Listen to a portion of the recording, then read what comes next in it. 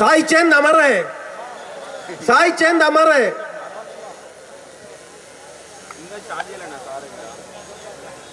2 సంవత్సరాలైంది సాయి చంద్ మనం వదిలిపెట్టి.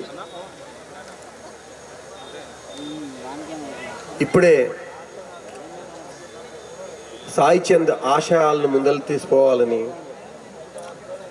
సాయి చంద్ గారి విగ్రహం పెట్టి ఆవిష్కరించి సాయి చంద్ యాదిలో అని ఈ సభను ఏర్పాటు చేసిన నా సోదరి రజనీ సాయి చంద్ గారికి నా యొక్క అభినందనలు.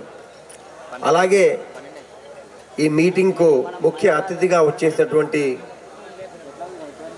సిద్దిపేట శాసనసభ్యులు మాజీ మంత్రివర్యులైనటువంటి హరీష్ అన్న గారికి, అలాగే మాజీ మంత్రులు, మాజీ శాసనసభ్యులు ప్రవీణ్ కుమార్ గారు, అలాగే ఎమ్మెల్సీ గారు, వేదికను అలంకరించిన ఇతర పెద్దలు, సాయి చంద్ అశేష అభిమాన గలం, అలాగే పత్రికా మిత్రులందరికీ కూడా నా యొక్క నమస్కారాలు.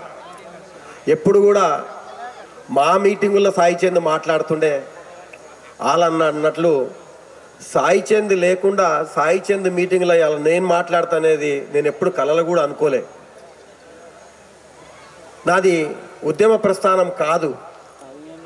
ఫస్ట్ టైం నారాయణపేటలో కేటీఆర్ గారు వచ్చినప్పుడు ఒక పెద్ద సభ చేయాలంటే ఎట్లా చేయాలి, ఇది ఏంది అని అడిగితే అప్పుడు జడ్చర్ల శాసనసభ్యులు మంత్రివారు లక్ష్మారెడ్డి గారు ఉండే, రాజేందర్ నీకు తెలియదు, సాయి చంద్ అన్న పిలువు, నీ మీటింగ్ సక్సెస్ అవుతుంది.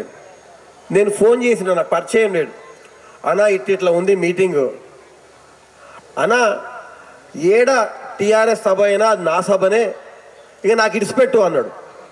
ఫస్ట్ మీటింగ్లోనే ఒక 60,000 మంది వస్తే 3 గంటలు ఆపాడు. నేను అప్పుడు షాక్ అయినా. అంటే ఆయన ఒక గొప్ప అంబేద్కర్ వాది, తెలంగాణ వాది.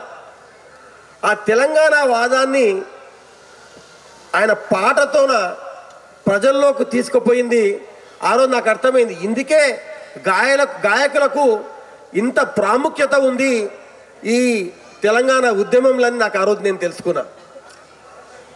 అటువంటి సాయి చంద్ గారి ఆశయాలను నా సోదరి రజనీ సాయి చంద్ గారు ముందలు తీసుకుపోయేదానికి మా సహాయ సహకారాలు ఎప్పటికి ఉంటాయి. నువ్వు నాకు ఒక సోదరిలాగా రజనీ గారు ఎప్పటికి కూడా సాయి చంద్ ఆశయాలను మీరు ముందలు తీసుకుపోయే దాంట్లో నేను ముందుంటా అని చెప్పి కూడా ఈ సభాముఖంగా తెలియజేస్తూ ఈ అవకాశం ఇచ్చిన మీ అందరికి కూడా మళ్ళొక్కసారి ధన్యవాదాలు తెలుపుతూ ముగిస్తున్నా. జోహార్ సాయి చంద్.